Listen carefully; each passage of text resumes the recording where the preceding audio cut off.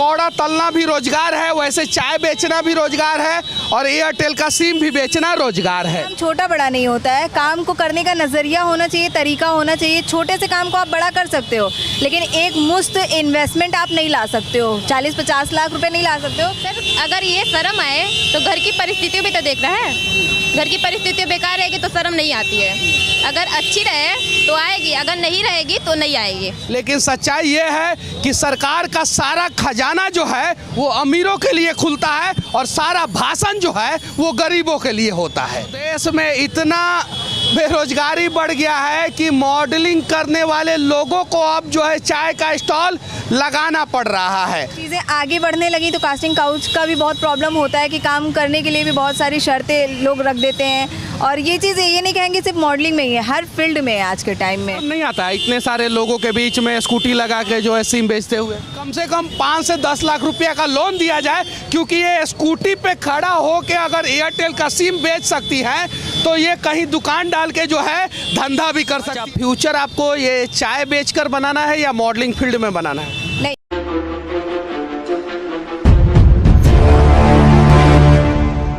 सबसे बड़ा रोग क्या कहेंगे लोग, आत्मनिर्भर भारत की एक आत्मनिर्भर कहानी मैं आज आप लोगों को दिखाने जा रहा हूं।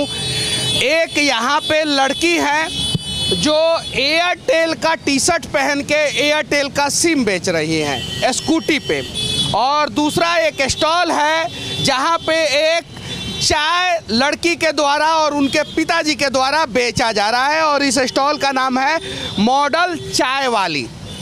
हालांकि जब से नरेंद्र मोदी चाय बेच के देश के प्रधानमंत्री बने हैं तब से जो है देश में चाय का धंधा जो है वो थोड़ा सा स्पीड में चल रहा है। उन्होंने आत्मनिर्भर भारत की क्या कहानी बताई थी वो सबको भी पता है। पकौड़ा तलना भी रोजगार है, वैसे चाय बेचना भी रोजगार है और एयरटेल का सिम भी बेचना रोजगार है। लेकिन एयरटेल का सिम जो है एक गरीब की बेटी बेचती है, अमीर का नहीं। ये चाय जो है एक गरीब की बेटी बेचती है, अमीर का नहीं। और अभी मैं उत्तर प्रदेश का दूसरा राजधानी, पहला तो लखनऊ है लेकिन दूसरा राजधानी बाबा की नगरी गोरखपुर में हूँ। और मॉडल चाय वाली के पिताजी है ना आप? जी सर। क्या नाम हुआ आपका? राजेंद्र कुमार गुप्ता। अच्छा ये बताइए, गोरखपुर में आपकी बेटी ने चाय का स्टॉल लगाया, कैसा महसूस कर रहे हैं? बहुत अच्छा महसूस कर रहे हैं। हाँ, बहुत ही गौरवान्वित महसूस कर रहे हैं। अच्छा, पर डे कितने का बिजनेस हो जाता है? अभी तो हमारा 1 महीने के लगभग हो गया है। हाँ। और शुरुआत में कम था लेकिन इस वक्त धीरे धीरे बढ़ रहा है। धीरे धीरे बढ़ रहा है। चलिए, आपकी बेटी का क्या नाम है? ये सिमरन गुप्ता। सिमरन गुप्ता। अच्छा चलिए सिमरन, अब आपसे मैं सवाल पूछने जा रहा हूँ। आप इसके पहले करती क्या थी? मैं पहले मॉडलिंग करती थी। अच्छा, तो देश में इतना बेरोजगारी बढ़ गया है कि मॉडलिंग करने वाले लोगों को अब जो है चाय का स्टॉल लगाना पड़ रहा है। अच्छा, चाय का स्टॉल आप क्यों लगा रही हैं?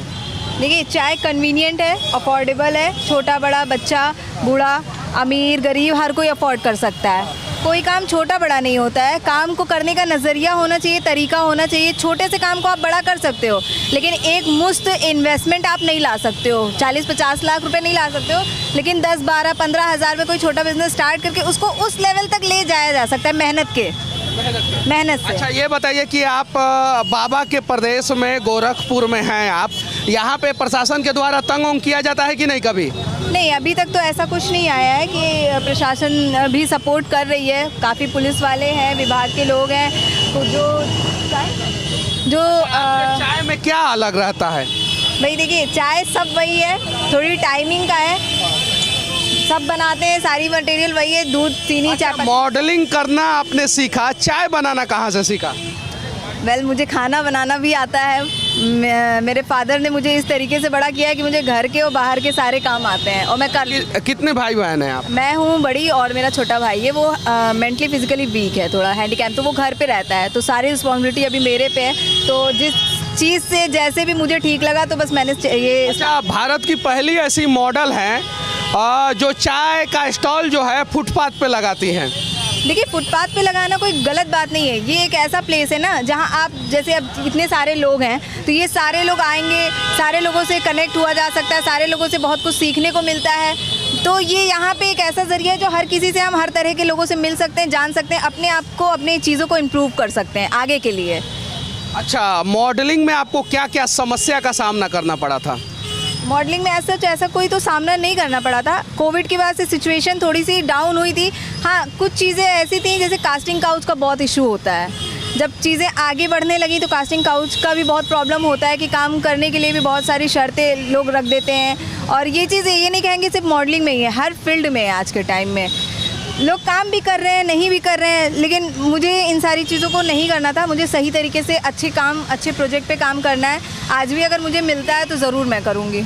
चाय का ही स्टॉल आपने क्यों लगाया? आपने बताया कि कन्वीनियंट है। अभी MBA चाय वाला, ग्रेजुएट चाय वाला, आत्मनिर्भर चाय वाली और बहुत सारे चाय वाली जो है फेमस हो रहे हैं। क्या पता आपने उन लोगों का ही देखकर लगाया हो? बिल्कुल, प्रफुल्ल बिलोरे जो MBA चाय वाले हैं और प्रियंका गुप्ता जी, इन्हीं से मैं प्रभावित होकर मैंने ये काम स्टार्ट किया। देखिए, प्रियंका गुप्ता ने एक बैरियर तोड़ा कि लड़कियां चाय भी बेच सकती हैं। जब लड़कियां ओलंपिक में हो सकती हैं, एरोप्लेन उड़ा सकती हैं, पुलिस में हो सकती हैं, अब क्रिकेट भी लोग खेल रही हैं, तो लड़कियां चाय क्यों नहीं बेच सकती हैं? अब रही बात मेरी, तो मेरा जो प्रोफेशन था वो इतना हाई प्रोफेशन होता है, मॉडलिंग, एक्टिंग, बॉलीवुड इंडस्ट्री, ये सारी चीज़ें, कि उसके बाद कोई ये काम नहीं करना चाहता है। हालांकि सब लोगों का जरिए, अगर आप अमिताभ बच्चन की बेटी होती, शाहरुख खान की बेटी होती तो शायद आपको ये काम नहीं करना पड़ता, लेकिन आप एक गरीब पिता की बेटी हैं, इसलिए शायद से आपको संघर्ष करना पड़ रहा है। ऐसा हो सकता है? नहीं, बिल्कुल नहीं। गरीब तो कह ही नहीं सकते। कोई भी बाप गरीब कैसे हो सकता है? उसके लिए उसके फादर सबसे बड़े होते हैं, सबसे ज़्यादा वही हीरो होते हैं। ठीक है, तो ये गरीब कहना और मजबूर कहना ये नहीं कह सकते हम। हाँ, ये है कि मेहनत कर रहे हैं, सेल्फ इंडिपेंडेंट होने की कोशिश में लगे हुए हैं, अपने फैमिली को सपोर्ट करने में लगे हुए हैं। कुछ चीज़ें हैं मेरे घर की, जैसे मेरा खुद का जो अपना घर था और दुकान वगैरह जो भी चीज़ें थी वो मेरे भाई की बीमारी में और सारी चीज़ों में चली गई, किसी वजह से, किसी कारण से। अच्छा, आपके भाई का बीमारी का इलाज सरकारी अस्पताल में नहीं हो पाया?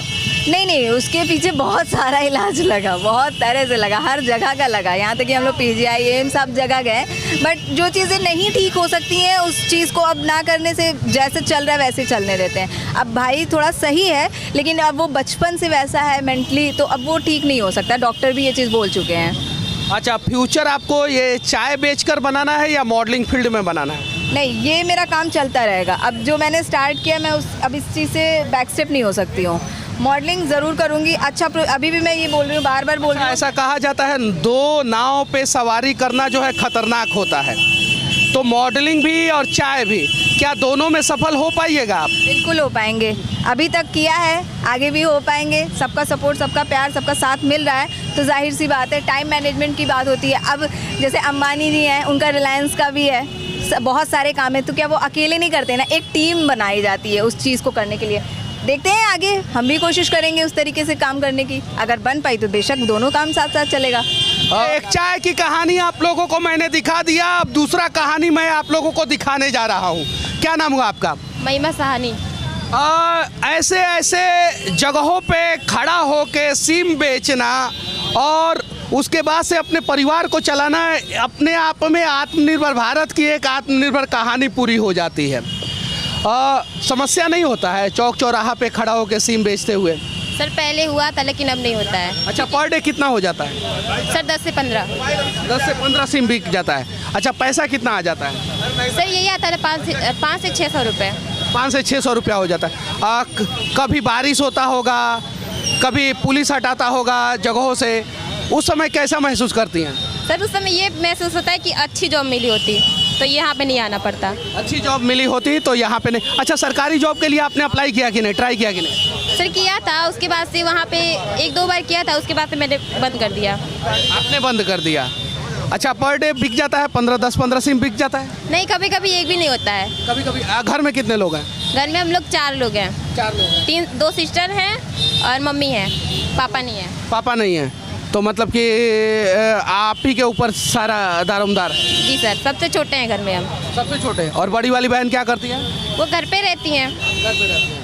अच्छा, शर्म नहीं आता है इतने सारे लोगों के बीच में स्कूटी लगा के जो है सिम बेचते हुए? सर अगर ये शर्म आए तो घर की परिस्थितियों भी तो देख रहा है।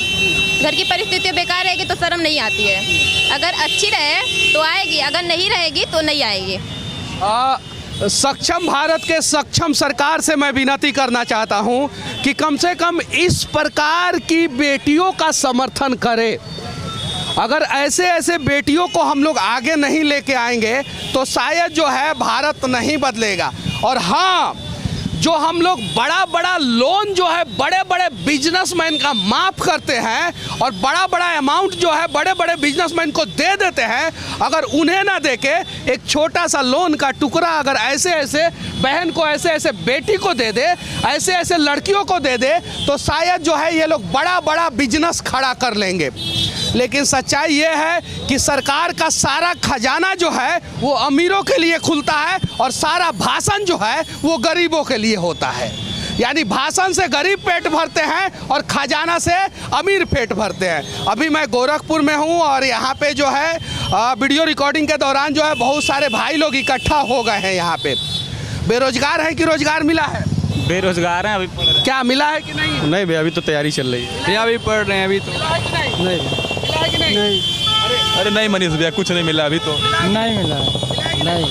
हमें क्वेश्चन करना चाहते हैं, रोजगार मिला है कि नहीं? रोजगार अभी नहीं मिला है। अभी नहीं, स्टूडेंट है। नहीं मिला। नहीं मिला नहीं है सर, अभी नहीं। नहीं मिला है सर, नहीं मिला है। गुटखा खाइएगा तो कहाँ से मिलेगा? सरकार से विनती करना चाहता हूं कि इस देश में सच में बेरोजगारी चरम सीमा पे है और बेरोजगारी पे भी सरकार को ध्यान देना चाहिए। जब सरकारी कंपनियां 2% रोजगार प्रोड्यूस करता है तब प्राइवेट कंपनियां 98% रोजगार प्रोड्यूस करता है। तो सरकारी कंपनियों में जैसे जैसे रोजगार पे ताले लगेंगे वैसे वैसे प्राइवेट कंपनियों में भी रोजगार का अवसर कम होते जाएगा। तो विनती है, आत्मनिर्भर भारत को सक्षम बनाने का प्रयास किया जाए और आत्मनिर्भर बनाने का प्रयास किया जाए और मजबूत बनाने का प्रयास किया जाए। और जो सरकार की सरकारी योजनाएं गरीबों के लिए है वो वहाँ तक पहुँचाया जाए और ऐसे ऐसे बहनों को, बेटियों को जो है कम से कम 5 से 10 लाख रुपया का लोन दिया जाए। क्योंकि ये स्कूटी पे खड़ा हो के अगर एयरटेल का सिम बेच सकती है तो ये कहीं दुकान डाल के जो है धंधा भी कर सकती है। सही है कि नहीं है? जी सर। तो विनती है आप लोगों से। और सबसे बड़ा रोग क्या कहेंगे लोग, मॉडल चाय वाली सिमरन गुप्ता है ये। तो अगर गोरखपुर के लोग, आप लोग यहाँ पे आते हैं तो एक बार यहाँ का चाय पीजिए और चाय पीने के बाद बताइए कि चाय का टेस्ट कैसा है। अगर गोरखपुर के लोग कहेंगे कि चाय का टेस्ट सही नहीं है तब क्या करेंगे? उसको सुधारने की कोशिश करेंगे, उनसे क्या कहा जाता है राय लेंगे कि क्या कमी है, कमी जानने की कोशिश करेंगे। जब तक वो कमी नहीं बताएंगे हम सुधार कर नहीं सकते हैं। जब तक वो कमी नहीं बताएंगे तब तक सुधार नहीं करेंगे। नहीं कर पाते हैं। चलिए ठीक है। और आप एयरटेल का सिम बेच रही हैं, भविष्य में यही काम करना है या कुछ और भी करना है? नहीं सर, और कुछ करना है। क्या और भी कुछ करना है सर? और भी कुछ करना है? क्या करना चाहती हैं? सर अच्छी जॉब जाना चाहते हैं, क्योंकि यहाँ पे ज़्यादा दिन तक तो वो नहीं रह पाएगा ना। अच्छी जॉब के लिए अप्लाई करेंगे। ये जैसे जब तक जॉब नहीं मिल रहा है तब तक इसमें अप्लाई कर रहे हैं और जैसे जॉब मिल जाएगी तो वहाँ पे हम करना शुरू कर देंगे। बिहार और उत्तर प्रदेश के लोगों से विनती करना चाहता हूँ कि आप लोग जो है शर्म को त्यागे और अपना बिजनेस अपने तरीका से शुरू करें। और नरेंद्र दामोदर दास मोदी जी, आप चाय बेच के प्रधानमंत्री बन गए हैं, क्या ये बचिया जो है चाय बेच के मॉडल बनेगी? सवाल तो होना चाहिए। और हाँ, आप किस स्टेशन पे चाय बेचे हैं आज तक फ़ोटो नहीं किसी को दिखा है, लेकिन इस बचिया का तो फ़ोटो दिख रहा है कि ये चाय बेच रही है। तो विनती है कि ऐसे ऐसे लोगों का मदद किया जाए और भारत को बदलने का प्रयास किया जाए। बाकी गोरखपुर से हमारा ये प्रयास कैसा लगा, इन लोगों का ये प्रयास कैसा लगा, आप लोग कमेंट करके ज़रूर बताना। और जहाँ भी जिस भी चौराहे पे हमारी बहनें, हमारी माताएं खड़ी हो, उसका सुरक्षा करने की जिम्मेवारी जो है हम भाइयों पे, हम मर्दों पे ही है। तो कम से कम इन बहनों को और माताओं को जो है हम लोग तंग ना करें। ये भी कास्टिंग काउच की शिकार हो चुकी हैं और बहुत सारे जगहों पे महिलाओं को जो है समस्या का सामना करना पड़ता है। जय हिंद।